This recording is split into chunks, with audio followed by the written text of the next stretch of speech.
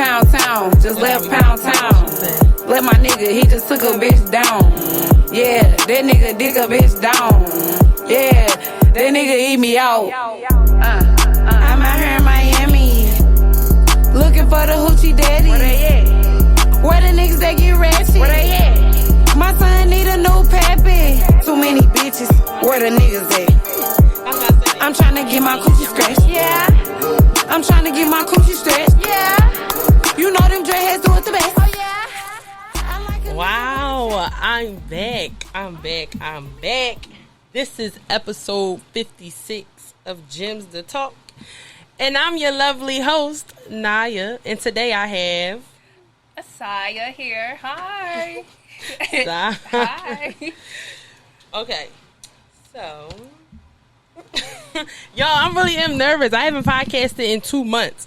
But before we do get started, I would like to send my sincerest condolences to all of the victims and their families that were affected by the tragedy, the mass shooting that occurred in Southwest Philly. So Gemz the Talk is sending their love and prayers. Yeah, that's it. Long time no see. I know. I heard y'all missed me, so we back with another episode. Indeed. All right. So before we get into anything too crazy, I wanted to talk about code switching. And for people who don't know what that means, it's when you shift your behaviors to appeal to a different audience. So like how they say black people have professional voices, and then like they have the voices when they out with their friends. Do you feel like you subconsciously code switch? Yeah. Oh yeah, 100%. Why? Well. Well, you mean like professional wise? Yeah, just like in general. Well, what make like why do you do it? Well, okay, so I do it like at work. I work like with a bunch of like white tees. I don't know if you got white people on here, but like white tees. And it just like I don't. Sometimes like we get that perspective like, oh my gosh, she ghetto and stuff. And like no, I know how to like switch up my voice depending on the environment. Where am I, my friends? Yeah, I'm gonna be loud. I'm gonna talk my slang. Like I'm gonna do what I want. But like in a work setting, like I'm gonna put on like my professional voice and just be like, but I still wanna be myself.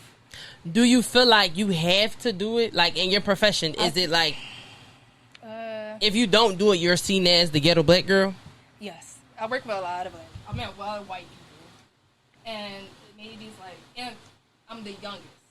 So okay. It's kind of like hard. Like they don't ever got that perception. One, I'm black. And two, I'm young. So they want to be like, oh my god, like why is she talking like that? Like, what does she do? Like what? Like no, I'm gonna represent black people. Okay? Yeah. Like, I know how to, hey girl. Like, I'd be like, hey. But with my coworkers, like people like in my team, I do a little bit of both. Like I'd be like, hey, like, how you doing? And then I'll be like, oh my god, girl, let me tell you, like... Yeah, so you use it interchangeably. Yeah. Now, do you feel like it's a difference between knowing how to conduct yourself and code switching, or are they, like, technically the same thing? I feel like it's technically the same thing. I don't think I code switch, and I don't think I code switch because it's your fault if you judge a book by its cover. That's true. Like... There are days that I'm loud and I might be the ghetto black girl, but it's like this ghetto black girl got a lot going on. So it's like, don't judge me just because you think because I'm louder than you or I don't talk all the time in proper context. I just feel like sometimes it's hard to, how can I word this? It's hard for me to be one way with a group and then try to come and be like different in front of my friends. So I just be authentically myself. See, yeah, I mean, I tried that, and sometimes you just be like, okay, like, so like, tone it down a little bit. Because I gotta remember, like, these are my coworkers, these are not my friends, it's not somebody on the street. I have to, conduct myself a certain way, especially in my work environment. Yeah. So, it just like, okay, Asaya, like, shut up. Like, yeah, I think I'm learning now to be a little bit more like, tune it down or turn it down, but it is hard because I feel like, why do I have to appeal to you? Yeah. But at the same time, this is the way the world works. So like, yeah, I always have to like switch it up. Like, okay, like even in an interview, like I might speak illiterate in the text messages or whatever, but you might think I'm a grammar queen and freaking work. Like I speak like perfectly at work. I think the way I talk to like y'all and my other friends is not the way I talk at work. Like you're like, this is not the same person. I curse up a storm with my friends. Like, yeah.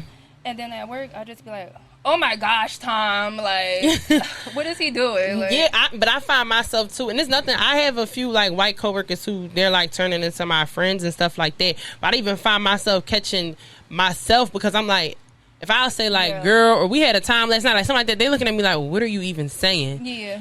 And it's like, but then again, why do I have to dumb it down for you? So let me say that even like the black coworkers, I was also like get the side eye from my black coworkers. Now, is it because they're like, some black people are, I feel like it's black people and then there's people who are, yeah.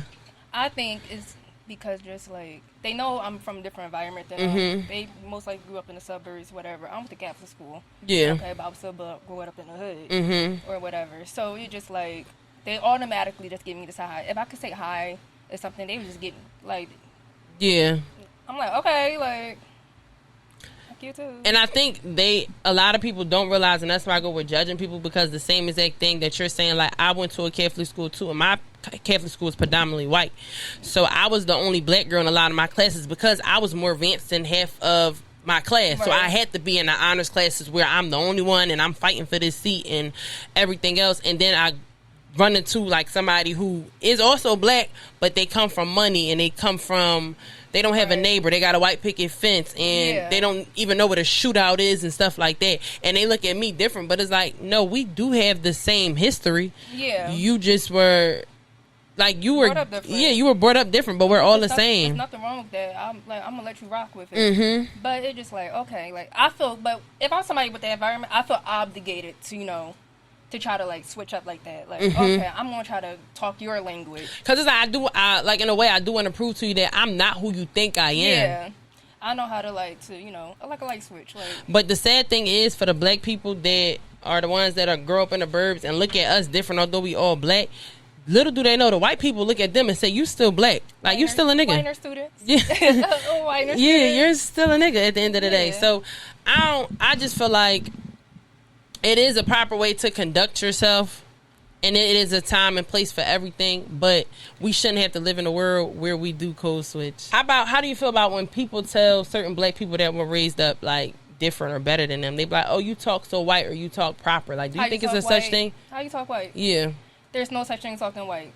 Okay, let me just address it. Go ahead. No such thing as talking white. There's no such thing as talking ghetto. Address it. It's nothing. There's no such thing as talking like a race. Or like it's just the way you talk.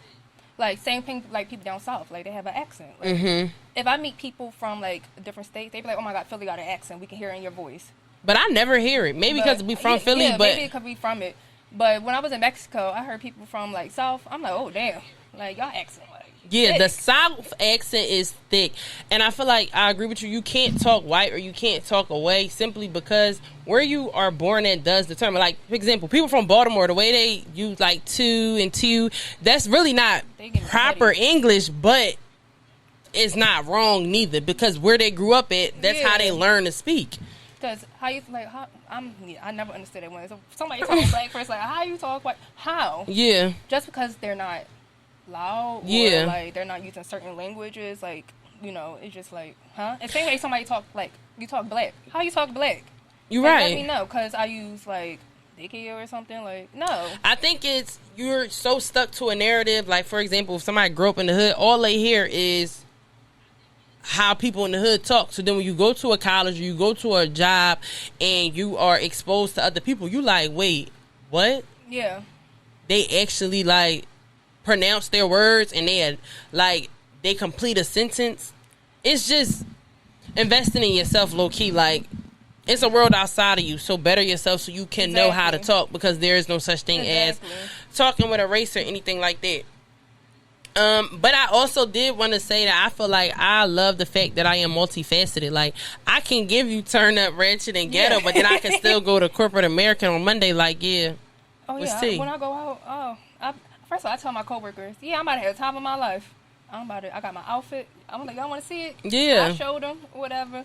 Come back. I'm like, girl. Yeah, I had the time. Girl. And I got to explain some stuff. I'm like, I did this, that. And they looking at me. And it's crazy because my black coworker would give me the side eye, but the white people would be all interested in my freaking stories. White people party. They love my freaking stories. And that's what I learned a lot. Not probably when I went to college, I realized so many white people really be like, yeah, they party harder than us. Like, oh yeah, between they party, drugs, and just like, we might do a Friday, Saturday. Nah, they fucked up 7 days a week. They do Monday through Sunday, and then still manage to go to work. And get A's.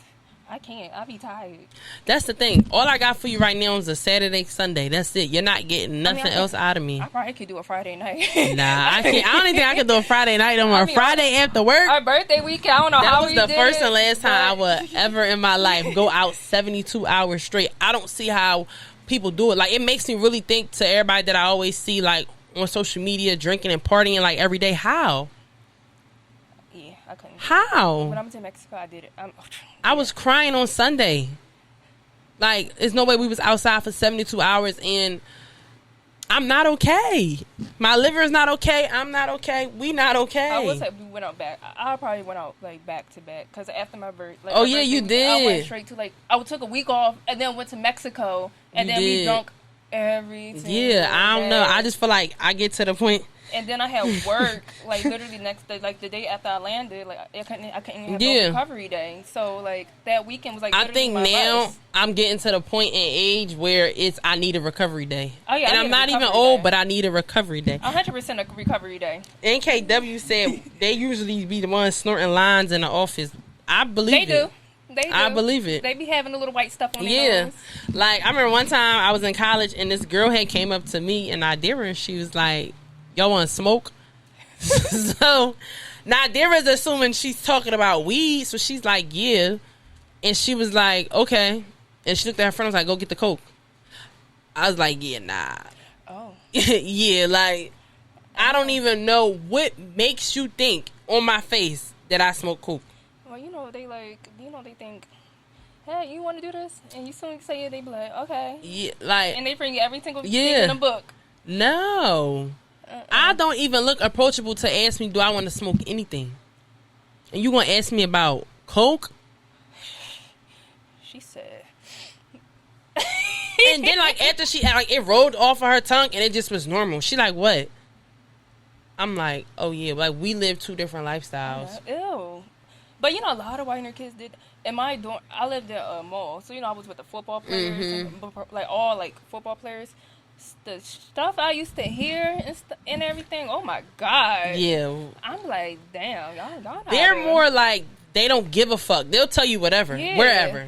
You could be in church, they're going to tell you what they did last night. I used to be looking out my window on Thursdays while they going out, and I'm in like my dorm, like, studying with Jaden. I'm like, how are they still going out? And I can't even go out.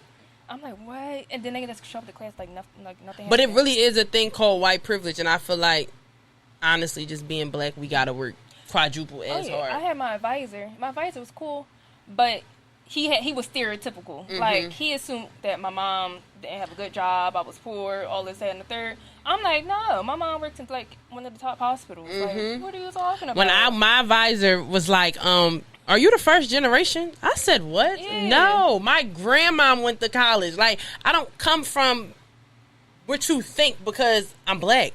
No, my grandma went to college. My mama went to college. My mama has a master's. Like, I ain't... Okay, period, Mom. Yeah, I come from something, but I think they look at us and just think, little black kid. You hear Philly? Okay. West Philly? Oh, what? They think you... What? Yeah. West Philly? Oh, okay. Now, since we on the whole college thing, how do you feel about... And this wasn't even a topic, but how do you feel about the Supreme Court with the whole affirmative action thing? Y'all voted those motherfuckers in office. Let me tell you that. Whoever didn't go out and vote. But is it... I don't know. I don't know too much about that. So they saying basically now you don't have to determine your race. So... Why? Like, you don't have to check your race on the application. Okay. I feel like race should have never mattered, period. Yeah. It should have been whether or not I'm talented enough. But then again, if you think about it on the other side, a lot of colleges only pick certain kids because they were black and they needed to fill a quota. Oh, yeah, most definitely. And I would say, like, I seen, like, Harvard's getting their lawsuit and stuff. So I guess that's, like, falling into us being black, that's a threat to them. Yeah. And I had a teacher saying, you being black is a threat to to the whole corporate America. Like, it's a whole threat. Black and educated, that's a powerful tool. And that's they never want to see blacks, honestly. So it just like the vote, because the vote was like to get the race off the. I don't know. I think it just went to the Supreme Court, but I feel like truthfully the Supreme Court been like effing up a lot of stuff, So, like the abortion thing, the affirmative action. Anything that's between like race, with females and stuff, and I believe the Supreme Court's mainly Republicans and everything. And I'm not going to get into the whole government because I don't do the political shit. I'm with you. I'm cool. But it's just like you can't complain if you didn't vote. Or Do you really believe that though? Like my thing is because like, who we voting for? Like not even saying like a particular person, but who's really out there like? Well, then I Trump, stand like, with black people. Like but I think I'm with you that they said Trump. Put them in there. Yeah, he technically put them in there, and then the people who voted for Trump, because y'all voted for him, this is how this happened and stuff like that. So it's like a chain reaction. Don't get me wrong, because Biden probably one of the racist, and he got his history too.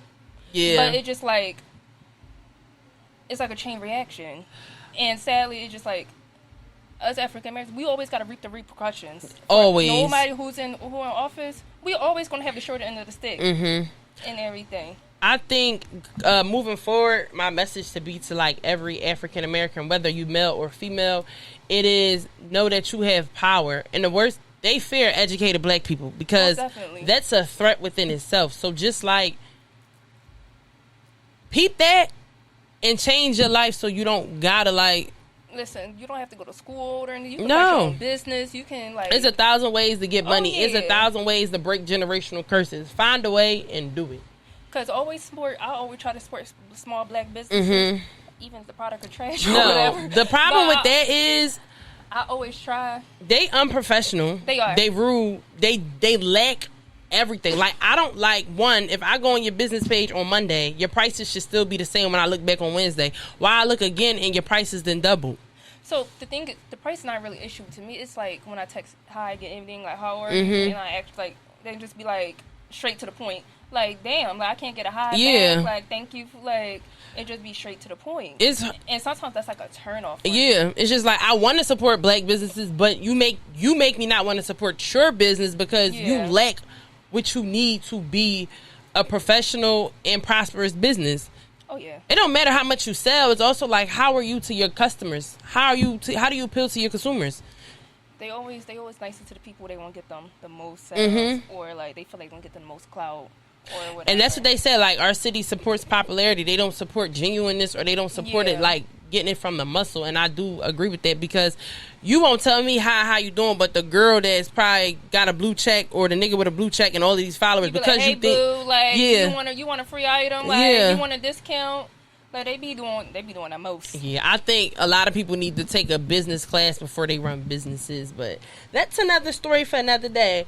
All right, so it was this viral video of this girl, and she was, I don't know if it was a podcast or she just was talking with her friends or whatever, but she said that she cannot be friends with people that are not on the same level as her financially. I seen that. Because they'll bump heads on, like, outings and birthdays and stuff like that. So, like... I don't agree with her. I don't either. See, my thing is, if you're... Okay, so that's her perspective of things. I'm not going to knock her because maybe she's... I don't know what the fuck... But I think it's the kind of friends you have, too. If my friend at their lowest, I'm going to support them. No matter what. I don't care if I make more than my friend or less than my friend. Why did that should determine my friendship financially? Like, if my friends, or it's like you, or when it comes to me, I need this, I'm going to give it to you, no question asked. No, it's not. I don't care if you make this much, X much. Things happen. Yeah. People go through their rough times. So why are you downplaying your friends? Yeah. Just because they're going through their rough times or they're not up there with you.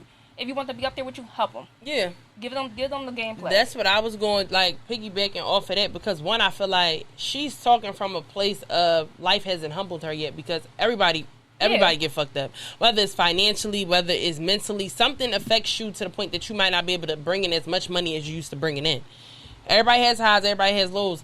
What you have in your pocket does not determine our friendship. So you know why I think she got that from? You know the Claremont twins? They said something like that. The Claremont twins is like a higher person than everybody else. They said they just don't want to feel bad when they want to do things. You know, and I kind of understand that a little bit. But it's saying they'll do stuff within everybody's budget.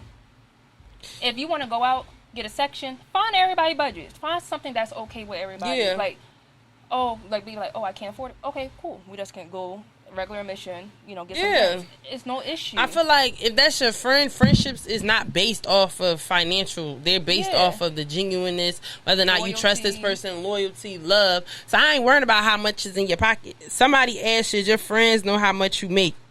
Yeah. You said they should? No, should your friends know how much you make? I tell them. I don't. You just randomly blurt out, this how much I make? If I get a new job offer. Oh, okay, I see what you're saying. If I get a raise, I'll be like, I make X, Y, and Z. Mm-hmm. And they be like, oh, congrats. Like, they congratulate me, but that's the end of the topic. I would never keep on pushing my pay in front of my friends, like, face or whatever. Uh-huh. Like, I would never do that. But, if the topic comes up, like, oh, how much you make? Or the random person on the street, I'm like, oh, no. So, like, I don't know. But see, the thing with me is, I'm broke even when I'm not broke. Yeah. I can have $1 million in my bank account. I'm broke. Because I'm a hustle like I don't got no money on me. Because that's just what I was... Like, I watched my mom do it, so I'm like, this is the right way to stay financially wealthy or financially together. So I could tell y'all, like, I'm broke. Whole time, I'm not broke, but I got to have that mindset because I just feel like that way I never get comfortable. I stay hungry. I always say this. Like, me and my friends always talk about this. I'm like, yeah, I'm not satisfied with my salary. Like, I'm not. But I don't think you ever should be. I'm not. You don't never stop running it up. Right now, I'm like, I should be somewhere else. And I feel like right now in my career, I just settled because it's the easiest job for me to get out of. But I am going back for my master's and trying. Period. Tell them again. Mm-hmm. Period. And find other jobs I know where I can make the amount I desire. Mm-hmm. But right now it's just like I'm comfortable. Yeah, I think with me it's more so like nothing. Sadly, this probably sounds horrible, but nothing for me is never going to be enough because I'm always looking for the next big thing, especially with like my career and things like that. But inflation is whooping ass, so it's like no matter how much you make, everything that went up. So you really kicking out more money than you actually making them because food high, gas high, food, clothes high, like everything is high now. Hair high, like the amount of money I spend on my hair a month is actually sad. I went to the shop, right? And every time I go to like food shopping, I always try to get myself a goal to not overspend. Mm-hmm. So I always spend like almost $300, and I'm like, at the market. Yeah. So I'm like, oh no, that's out of pocket. And I try to like always try to decrease it every single time I go, and I'm like, bro, like you can't though. I know. So from the comments, NKW says she told everybody she poor. That's a move. I'm poor. I have no money. Poor, you poor. I'm poor. I'm forever gonna be poor. I'm poor. I don't care. I don't care where y'all see me at. I don't care what y'all see me driving. I'm poor. If I'm at the airport, I'm poor. I put on Afterpay. Like I put on Klarna. Like I'm poor. Mary on the wall says she feel like you should tell your close friends, but she's not clocking your pocket. I mean, it's like if the conversation come up, the conversation come up. But if it don't, it don't. Yeah. I really don't tell nobody how much I make, but honestly, it's nobody's business. Yeah, it's really nobody's business. I mean, is y'all gonna help me when I don't make the money? Like, it's honestly nobody's business.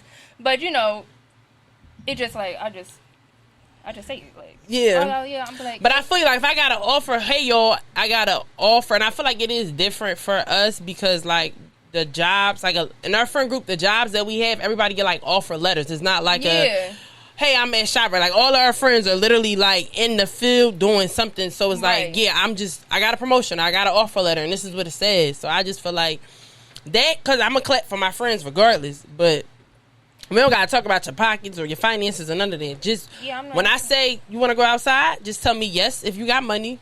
Say no if you don't got it. Or you just want to postpone for a different day. Yeah, and that's cool.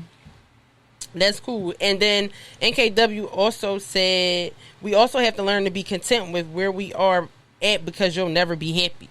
I think you could be content and still want like I'll be content when I'm in my mansion. When I get a mansion and a man. I feel like content, but don't get too laid back because that's when people get lazy. Yeah, I can't. See, the thing, people surprised I went back to school like so quickly. Mm-hmm. I know if I waited, I probably would never went back. I said the same exact thing. If I would have been like, oh, I'm going to do it when I'm like near 30, I would have been still saying it. This is probably like the longest I've ever been at a job. Same. I'm always job hop every time my job making me mad, I'm on it, like, I'm not going on Indeed, but, because Indeed will have you apply for different positions. So, Indeed, I'm going to go on Glassdoor and LinkedIn. I'm going to update my resume, take classes when I need to get me to the next position. And I will never take a pay cut. I refuse. The next position has to offer me more, or around what I make now, or more. That's how I do it. I cannot go back down. And that was the old me, not now. Yeah. So every day or each time I apply to a job, if you're not offering more, I'm not even going to apply. I told one of my friends that live in Florida, I'm like, you want to find a new job? Find a job that pays more. Never take a pay cut, because you never just want to. But do you feel like you could do? People be like, as long as you love it, you don't care about how much you get paid. I don't believe it, but I mean that's what the people say. No, I don't love think my job, so. Yeah, I don't. But I don't. I feel like I would never be happy until I'm in the field I want to be in, and that's how I feel. So, I feel like right now every job is just a placeholder. Every job is teaching me something, but I know I'm not going to be here. Just another paycheck. Yeah, that's all. I'm not here for my career. I'm just here to be here. Like, I'm really here because I have to work. Just show up. Yeah, I just show up. And I barely show up in office. I always have an excuse. So I don't know. I just continue to better yourself. Be content, but don't get lazy. There you go. Oh, yeah, because I can get lazy sometimes. No, I can, too. I can get very lazy sometimes. Especially, like, if I take time off of work and then I try to go back, I'll be like, bro, why am I at work? Doing that with school. Like, I would feel myself, like, and I needed that, like, reality check because I had to take a semester off. But now it's just like, all right, like, come on, like, stop playing. Yeah, I think going back to school for me, too, was a little, like, it was harder to adapt to. Then, when I was in school, undergrad, I didn't have to worry about bills and finances and life, like, really. Yeah. Now I have to go to school and also be an adult. This shit for the birds. I used to work at Target when I had my off-campus house. You definitely did. And I used to be working. I don't know why I did. I used to do the overnight shifts. So when I get off of work, by the time I get home, this before I had a car, so I used to be on the bus. By the time I get home, I had to log on to class. Oh yeah, see, I forgot you worked on undergrad. Until like almost like 4:00, and then I only had like a couple hours of sleep, and they had to do it all over again. And so I'm like, I can't keep on doing this. Like, oh yeah, see, I forgot. I didn't. Thank God, my mom was like, "Girl, just work." Girl, just go to school. So I didn't have to do a job because she's like, all right, I'll help you. But once you get out, like once you graduate, you're done. I had to. Listen, I had to almost at Target. If I wasn't at Target, I was in my room. Like that's. Then, like, on weekends, I still had time to go out. Yeah, I'm about to say, you made time for us to have a good time. Still go out. But before we get out of here, is there anything you want to address, talk about, get off your chest? What do you think that friends that say they too busy, but you catch them out all the time? I feel like you're never too busy. There you go. I feel like you're never too busy, especially with friendships. At our age, we're not going to see each other every day. We're not going to talk to each other every day. But I feel like you do. That saying might sound cliche, but you do make time for who you want to make time for. Yeah. Like, even if it's once a month, texting your friend like, hey, I ain't see you in 3 months. We need to link. Yeah. I agree. Because I'll be like, they be like, oh, I haven't seen you in a while. Girl, you don't see me at work? Yeah. You just came back from it. But then I just see you like, So I feel like you also gotta have the kind of friends that understands and they're low maintenance. Because if you got a friend who feel like they need to talk to you every day and y'all need to see each other every weekend, then it's just like, girl, you're not my man. Like, I had a friend in high school, like she used to get jealous of everything I like, not like the people I talk to, like my time would not be like with her. So like when I became friends like Jaden, like Marie at first, it's just like, okay, like you're acting different. I'm like, no, like I'm see these people like every single day. Like I live in the same dorm with them. Yeah. I will offer her to come up to the dorm. She would never do it and everything. It was just like at some point it's just like I just stopped talking to her all in general because it was like constant arguments about different friendships I had, and then I just like you never did it. Like, I always girl, mind your business and show up and be my friend, and you gotta worry about 99 other people that I'm hanging with. I would show for you, but you never came to show for me when it came time to it. Up at school, and when, like the time I was needed. I feel like, but that is an important thing in a friendship. I don't care about talking to you every day. I don't care about seeing you every weekend, but as a friend, your job is to show up and show out for me because I would do the same exact thing. I will pour into you that same exact way, so I expect you to do that back. Well, the one thing I will say, I got really sick in freshman year, like after freshman year, and only 2 people really showed out. Like Jaden and Marie. Marie was at the hospital every single day. Jaden was on the phone with me every single day. People I was friends with from high school, I didn't hear a peep from. Maybe once. I'm not saying you have to stop your life, but show up for somebody I knew for under a year, and they showed out like for me like that during my lowest time and everything. And then I came back to school like in August, and then I had a friend. She said like, "Oh, Osai's gonna be a burden. She shouldn't come back." I'm like, "What you mean a burden? I'm gonna walk like Bambi with my cane and go to class like I did. I never asked for help. Like, I would never ask for a handout from somebody. I would never ask nobody to stop their lives. But, as my friend, you just supposed to not want to stop your life, but show up for me. I ain't asking for much. I ain't asking for money. I'm just asking for a phone call. You can't do that? Exactly. Yeah, the fact that only 2 people did that. Yeah. That showed me, like, okay, like, no, y'all gotta go. Life will put you in situations to expose your circle. Oh, yeah. And life will show you who's there and who's just, like, who's there because they want to be there and who's there just for the ride. And I thought those girls was, like, my forever friends. Yeah. I'm like, damn. And then, like, reality had to, like, really. As you get older, I feel like you just realize, like, fuck y'all bitches. Y'all ain't it. Like, y'all really ain't it. We all, and that's my thing, too. We can all come together to party and have a good time, but what about everything else? Like, can you be there when I need you to be there? I don't. Forget the drinks, forget the shots, forget the getting the sections and all of that and being outside. When I call you, are you coming? And a lot of people cannot do that. Like, it's actually sad. I remember, like, the Roots picnic. That was literally, as we talking, I'm thinking about it. Because I was about to say that. Like, there are people like you who I just called you because I knew we was in the same vicinity and you dropped everything that you was doing to come find me. That's a friend. But I was really thinking about it. Was so bad. I'm like, oh my God. I'm like, not the studs are coming together. But I could call you and vice versa. Like, about the microwave thing. Girl, I was ready to go to jail over a microwave in a house that I ain't even own.